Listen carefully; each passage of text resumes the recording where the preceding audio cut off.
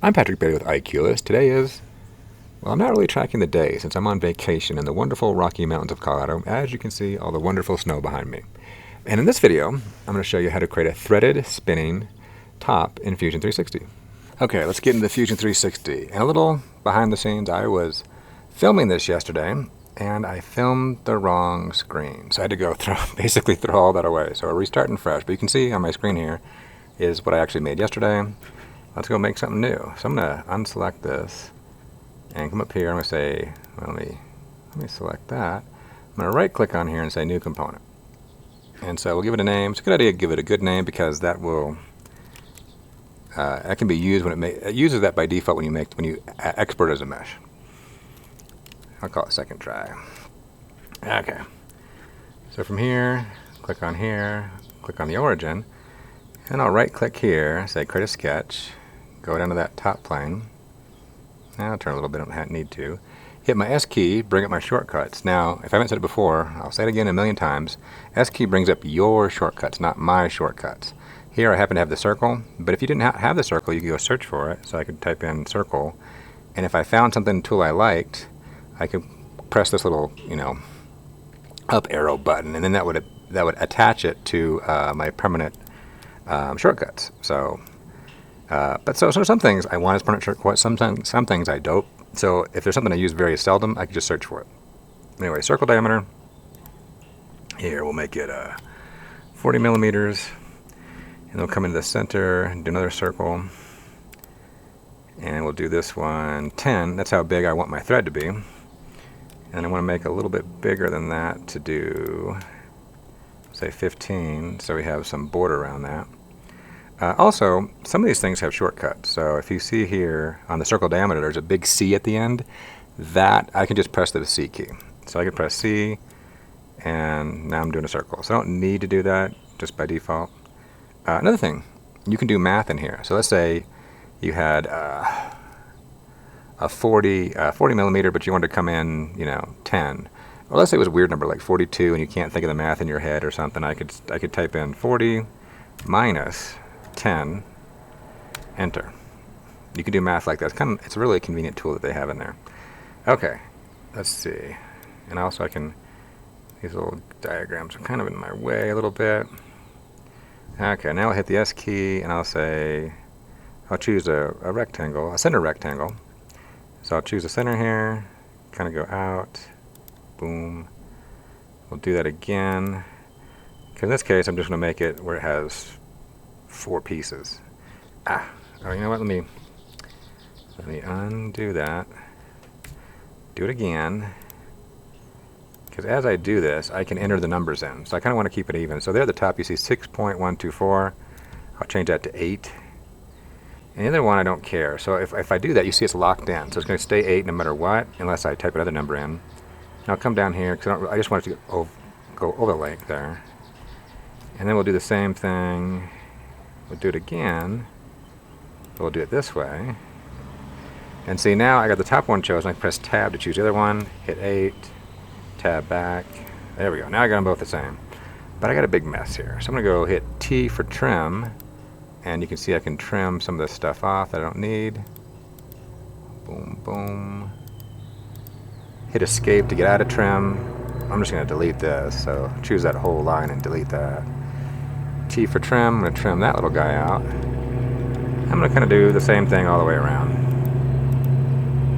Boom, boom. Escape. Let me delete those lines there. Trim.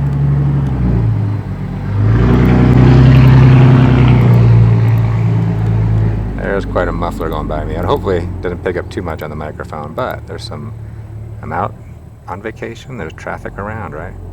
Okay, so we got all that, and what do we want? We want that to, well, come in there, honestly, because I can wipe those out too. Okay. It's going to be a little on the fat side, but that's okay. Okay, so I don't need those. That's going to be part of that.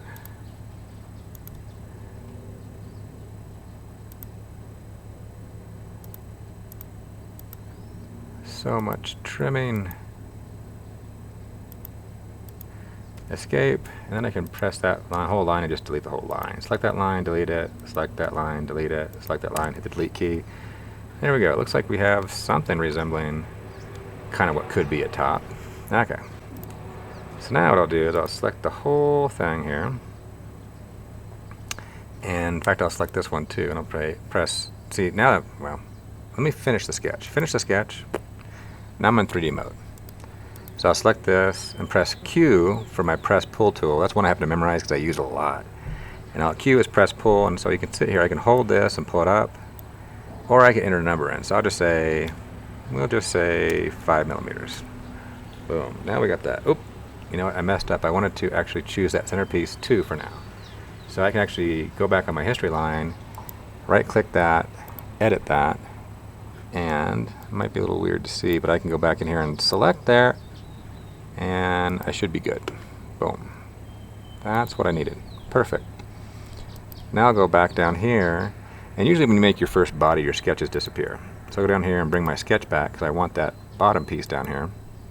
And I'm doing this top upside down just for printing purposes.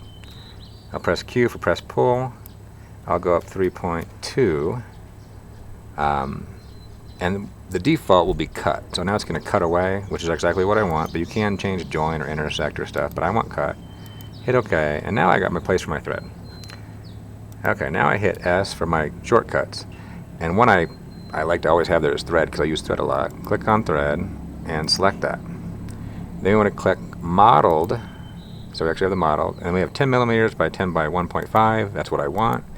6H class, that's all my only choice. Hit OK. And then one thing I do, oh, I can't select it now because my sketch is in the way. So unselect my sketch.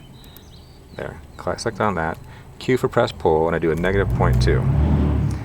That makes it a little more loosey-goosey, which tends to actually work out with 3D printing because we're dealing with plastic. It's not quite perfect, so I'm kind of breaking the rules on what the thread should be, but having that bit of gap seems to help a lot for me. So that's what I do. Okay. So now, next thing we'll hit on the top, and we're in 3D mode, and I want to put that sphere up here, that ball bearing. So I'll hit S, I'll choose sphere, and I'll come up here to the top, and I'll select right there, and let's see, boom, right there. And now I guess default it negates it. I don't want to cut it. I want to join it. So I'll say join. 4 seems a little small, so we'll say we'll up a little bit. We'll say 8. Maybe we'll say 9. Okay, 9. Now we got that. Now you know what? I bet you I messed something up. I bet you that womp womp womp. See, that ball is now going into my thread area. So bad plan on my part. But what I can do, well, there's a couple things I can do. We can go back and edit our history and change edit, but I bet you if I can move that ball back in the history, it might work. Sometimes moving things around in history can be suspect or hard to do, but that one's simple enough that, look, that ball is there at that point, but then we cut it after the fact, so perfect. That works. That works. Okay, now I'm in 3D mode, and I'll press S. I want to do a little chamfer, and I'll come down here and we'll say 2. Click on, I'll do the same thing here, chamfer again, and I'll select, and say 2. Oh, that's kind of big. Maybe I'll say 1. 1 on the inside ones.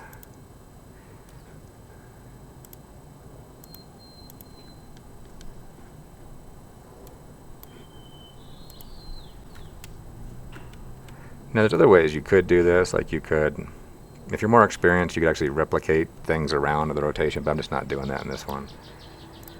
Let's keep it simple.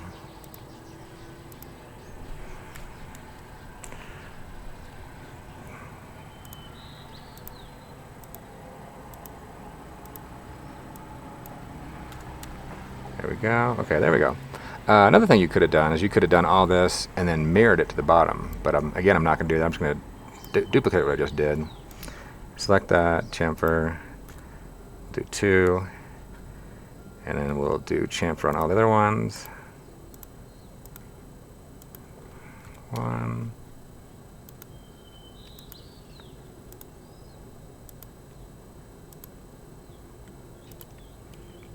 maybe.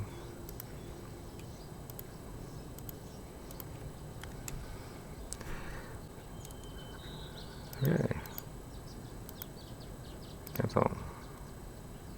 Getting ahead of myself there. Okay. Come on. Not that one.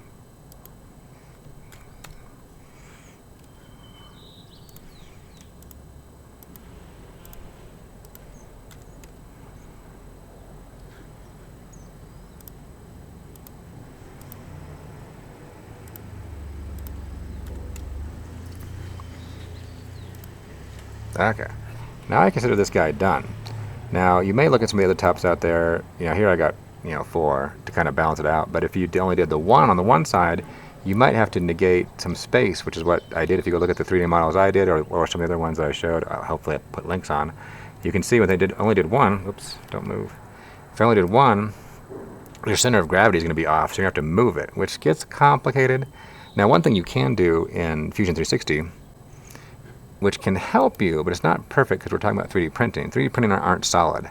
But I can go here and I can go inspect, and I can go find the center of mass of this. So I can say center of mass of this object, hit OK, and what we're going to do is we'll find the center of mass. Of course, this is pretty evenly spread. So our center of mass is right in the center. However, the center of the mass, if you go on the side, is not going to be in the center. Because you see, let me see, can I toggle that? Analysis, there we go, analysis. Ah, that's the other center mass, here we go.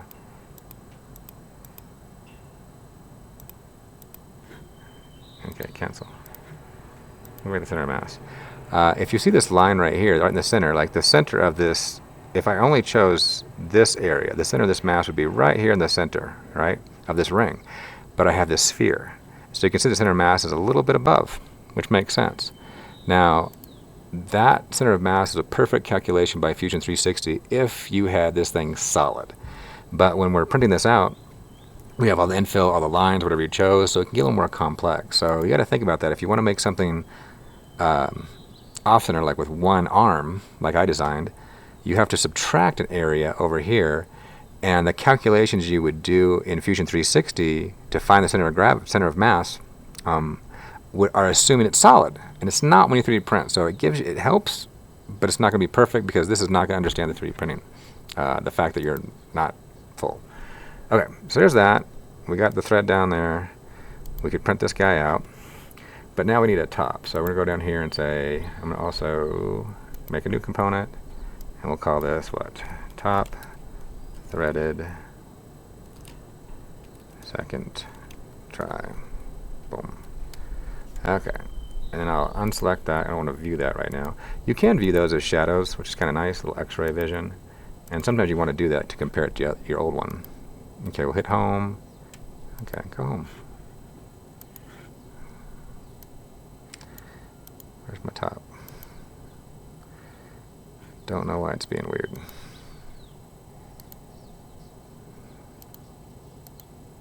Okay, so anyway, we'll click on this. Maybe. Cancel. Stop. And create a sketch. Create a sketch on that origin. Nope. It's thinking now. I pushed too many buttons. Come on, Fusion 360. Okay. Fusion 360 was acting up on me, but I think I got it under control now. Okay, so let me right click on here, say create a sketch, go to the top here, S, cylinder, circle. We'll make that 10, because that's going to be our threads. Now, I think...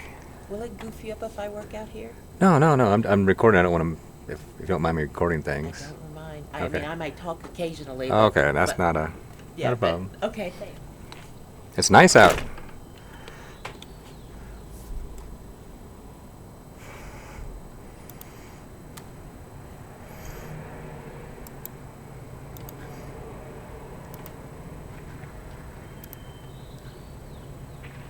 Okay, so we're going to create this sketch. Hit S, do the circle, go here, press 10 because that is the diameter of my thread. Now I'll finish the sketch here. Select that, Q for press pull, and I'll come up 3. Because remember I put 3.2 on the inlet. I want a little bit of extra space there, so 3 will give me that extra space. We'll hit OK. And then what I can do here is I can apply the thread, but I don't really need to quite yet. The next thing I'm going to do is I'm going to come out here, create a sketch here, because what I want to do is I'm going to print it upside down. I want the threads to be at the top. That way, if when I print it, I don't have, what I call it, elephant foot.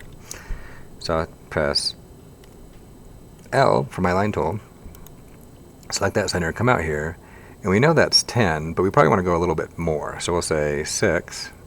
That way we get that little lip there. And then we'll come down 3. And then what we'll do is we'll come over here, we'll say L, select that, and we'll hit tab and we'll lock in 45 degrees. Or maybe 60. There we go. We'll lock in 60, and we'll just kind of go far down here. And I'll just select somewhere, hit escape. L, I'll select the line tool again. I'll select, select that. And we'll come down here. We'll just say 15. I may be way off on this, but this is the general idea. You can fiddle with this. Come down 15, L, come out, let's just say 3.8, L here, and then we'll come down here and we'll cross lines here. Select that, hit T for trim and wipe that out. Now we've got a handle. Okay, hit finish sketch. And now that I'm in 3D mode, I can select that, hit S, and there should be a revolve. Choose revolve, select that, and then the next thing I want you to do is choose an axis. And I'll choose that axis, and boom, there we go, we got that. And then I'll do this, click on thread, select the thread here, say modeled, and then make sure we're at 10 and 10 by 1.5 just to make sure they match. Hit OK. And again, I'll go down here and select this plane, Q, and say -0.2. Boom. And there we go. Now I've got that. So I've got both of them done. Life is good. And that's how you make a top. So now to save it, I'd right click on here and say save as mesh. Save as mesh. I just choose the defaults, hit OK. And I'm not going to actually save these right now, but you'll see it reuses that name. Second try, I put an E in there. It reuses that name, so make sure it's convenient to choose. You can change the name, but just a little convenience there. And here I can show that one, do the same thing, right click, and save as mesh. Boom, there you go. And then print them, and that's kind of how you do it. So that's just a simple way to make a top. And the little ones I made are spinning pretty well, so I'm pretty happy with that. But with that, let's close this whole thing out with a reminder. So, that 3D printing is an engineering adventure that you're on. You can develop your skills and knowledge and take this in so many ways. You can make a business out of this, and you can teach others, and you can make some amazing designs, even some simple tops. So, design it, engineer it. I was fiddling with an idea for a Jeep Wrangler fridge magnet. I own a yellow Jeep Wrangler that my son now drives a lot. I was putting some stuff together showing the grill, and my son corrected me. I was using the wrong model. I have a TJ, and I was using the wrong one. My son has really gotten into Jeeps. At any rate, you can see the results at the end of this video, and I posted on Printables.